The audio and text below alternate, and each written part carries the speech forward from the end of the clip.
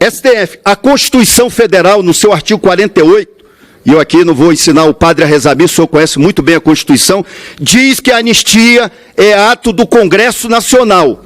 Ou seja, o ministro da Justiça não pode responder uma pergunta sobre o Rio de Janeiro em respeito à separação dos poderes. E o seu diretor-geral não respeita esse Congresso Nacional, não respeita essa Câmara dos Deputados, quando diz que é contra a anistia.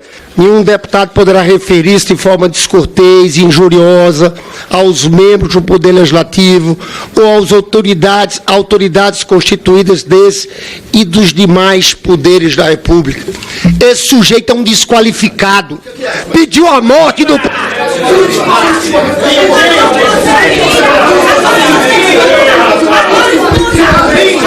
Eu peço à Polícia Legislativa que intervenha. Deputado Lindbergh, Vossa Excelência.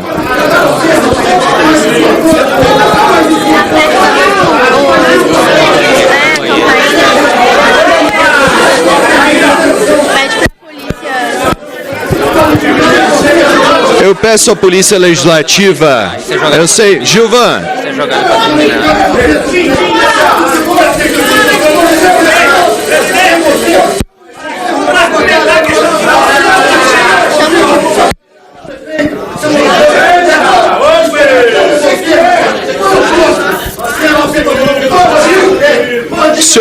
Senhores.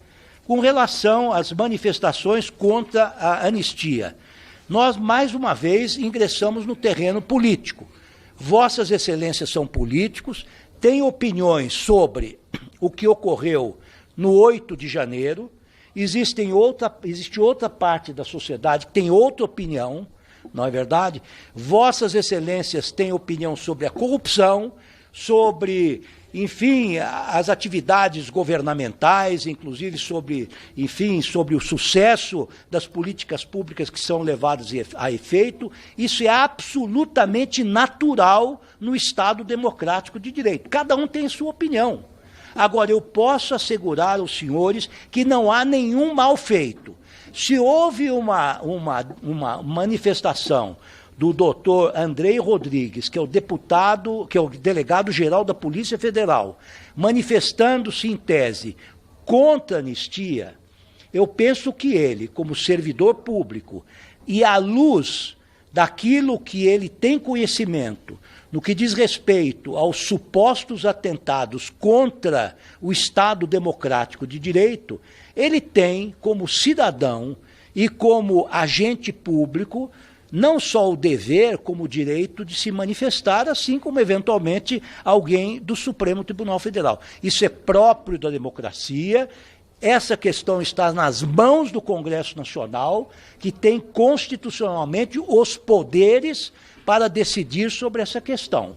É uma discussão nacional muito acirrada, existem posições antagônicas de lado a lado, cada um tem a sua visão. E, claro, os dois poderes agora, pelo que nós temos sabido, tanto o Poder Judiciário quanto o Poder Legislativo estão discutindo várias hipóteses, há uma anistia geral, eventualmente até uma redução de pena, mas isso faz parte do diálogo entre as instituições. Eu faço um apelo aos senhores que sejam lúcidos. Eu acabo de ler, eu tive a honra, subida honra, de participar dos funerais do velório do Papa Francisco. Na vinda, eu estava lendo um livro de um historiador geopolítico francês e que dizia que nós estávamos vivendo uma fase muito acelerada da história. E lembrava até as palavras de um grande pensador francês chamado Edgar Morin, que ele fala em policrises. E esse livro tem o título de Aceleração da História. São crises que se multiplicam, que se contrapõem, e que ele disse, olha, a primeira medida para enfrentar esse caos que nós vivemos, e é um caos que pode levar ao fim da humanidade, seja pelo incremento do aquecimento geral, seja pelo perigo real de uma guerra nuclear generalizada, a primeira medida é um enfoque racional das questões.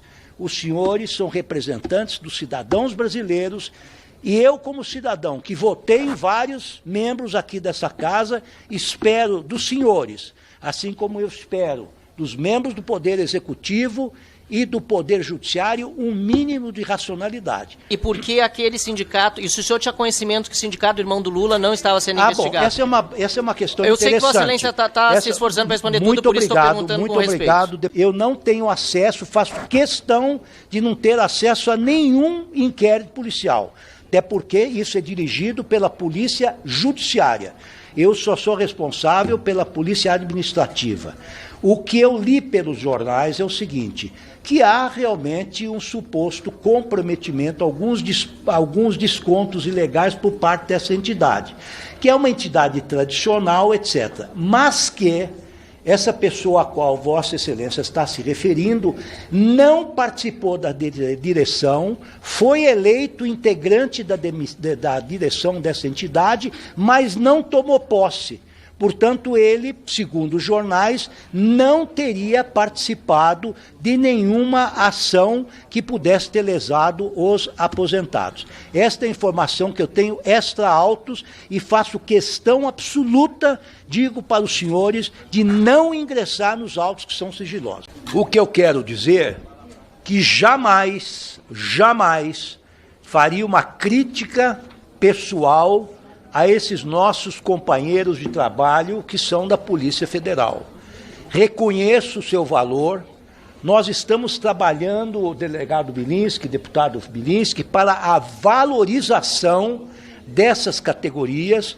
Nós estabelecemos na nossa Secretaria Nacional de Segurança o Escuta SUS, que é um programa de auxílio psicológico a todos os policiais que existem no Brasil em todas as forças, porque nós sabemos que, infelizmente, o índice de suicídios, depressão e ansiedades nessas categorias, ele está acima do nível do homem comum.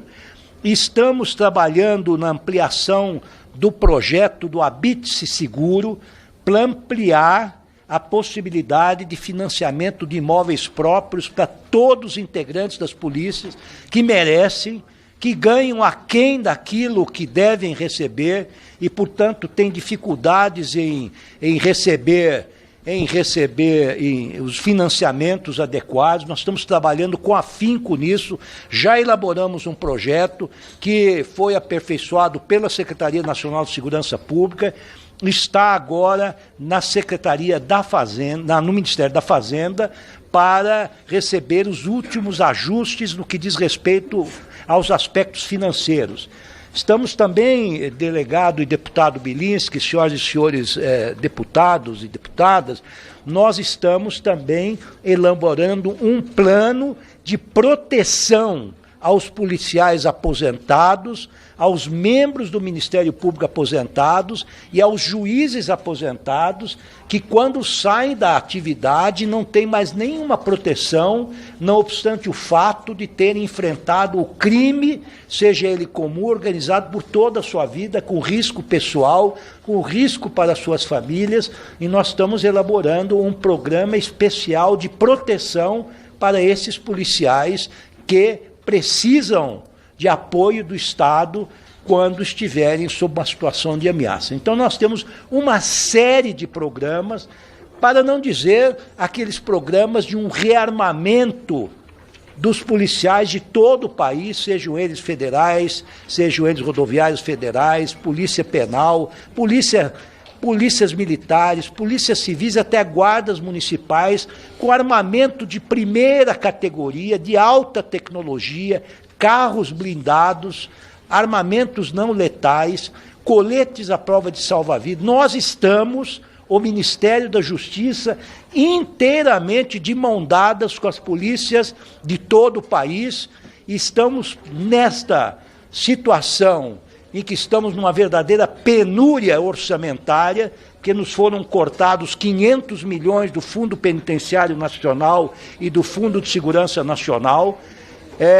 cortando quase 1/3 dos recursos. Não obstante isso, nós estamos ao lado daqueles que colocam a sua vida a serviço e a proteção da sociedade brasileira, sobretudo do homem comum e da mulher comum, do cidadão que é obrigado a caminhar nas ruas desse país para estudar, para trabalhar, enfim, para cuidar de suas atividades. Portanto, nós, do Ministério da Justiça, e este ministro em particular, está de mãos dadas com as forças policiais do país, com uma série de projetos. Esses são só alguns, e outros haverão de se suceder a esses para dar maior segurança aos policiais brasileiros em todos os níveis. Eu já tive oportunidade de esclarecer essa expressão que foi pronunciada numa reunião que tive na Federação das Associações Comerciais do Brasil, num almoço e depois numa palestra que dei a todos os representantes das associações comerciais do Brasil. E o tema central qual era? O tema central era o nosso projeto de PEC de instituir constitucionalmente um sistema de segurança único em todo o Brasil, de segurança pública única em todo o Brasil, na Constituição. E respondendo a uma indagação de um presidente da Associação Comercial de Minas Gerais, justamente tocou-se da fragilidade, numa suposta fragilidade, das audiências de custódia que soltavam criminosos que não deveriam ter sido soltos pelo Poder Judiciário. O que eu quero dizer que quando fui presidente do Supremo Tribunal Federal e presidente do Conselho Nacional de Justiça, nós estávamos com uma superlotação de presídios, como temos hoje. Nós temos hoje 690 mil presidiários no Brasil, temos 5 penitenciárias de segurança máxima, temos 1.400 penitenciárias estaduais. Nós estamos, este sistema está num estado inconstitucional de coisas, como disse o Supremo Tribunal Federal, e nós então, naquela época, com uma superlotação de presos que atingia a 850 mil presos, os presos dormiam amarrados nas grades das celas, porque não tinham espaço para dormir no chão. Era uma situação absolutamente caótica. Eram presos primários, presos não reincidentes, presos punidos com detenção, presos que poderiam ter, eventualmente, medidas alternativas ao castigo corporal, que é o mais grave. E nós, então, com base no Pacto de São José da Costa Rica, que é a Convenção Internacional Interamericana de Direitos Humanos, que estabelece que qualquer cidadão preso tem o direito de ser apresentado a uma autoridade no prazo mais rápido possível, e este tratado foi internalizado pelo Congresso Nacional. Então nós o consideramos uma lei nacional, que foi inclusive depois promulgado pelo presidente da República, por resolução.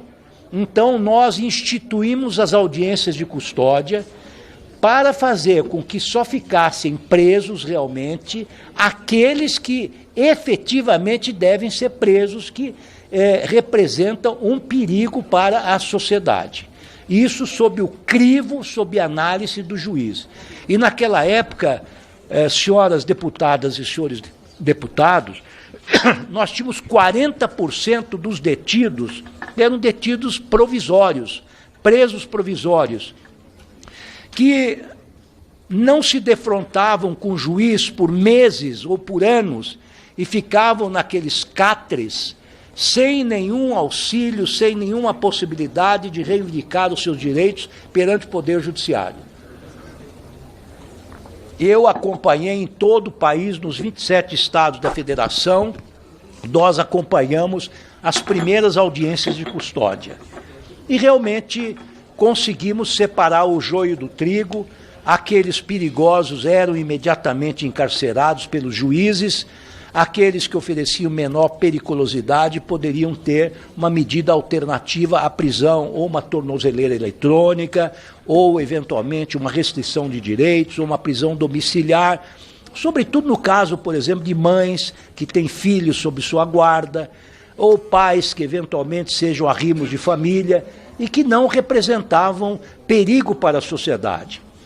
Então, esta foi uma iniciativa, a meu ver, e não só a meu ver, de todos aqueles que defendem os direitos fundamentais, a Constituição e as leis. Foi um salto civilizatório, que é uma medida que beneficia não apenas aqueles presos em flagrantes, porque qualquer um de nós, cidadão, sejamos nós homens públicos, nossos filhos, nossos netos, nossos irmãos... Ministro, Vossa Excelência excedeu os 15 minutos. Quanto mais tempo Vossa Excelência gostaria? Não, um minuto. Um minuto para o ministro. Então, o que é que eu disse quando disse que a polícia prendia mal e o judiciário era obrigado a soltar em determinadas situações? Eu disse isso no contexto das audiências de custódia e no contexto exatamente do Sistema Único de Segurança Pública que nós queremos estabelecer. Por quê? Porque o preso em flagrante que é levado pela polícia nem sempre é levado diante do juiz com todos os seus antecedentes. Às vezes é um criminoso perigosíssimo em outro estado, que tem uma certidão de antecedentes pesadíssima, e que em outro estado, onde ele está submetido à audiência de custódia, ele é um preso que cometeu um crime de menor potencial ofensivo. Para terminar, deputado Bilinski, o que eu disse... Mais um minuto para o ministro. Mais um minuto.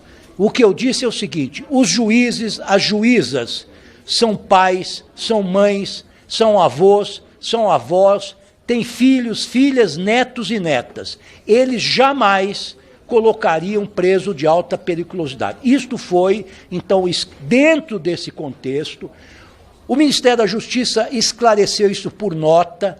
Eu, na Comissão de Segurança do Senado Federal, também esclareci isso na televisão, esclareci isso em entrevista de jornal. Então, nós e a polícia estamos de mão dadas, nós queremos aperfeiçoar o sistema.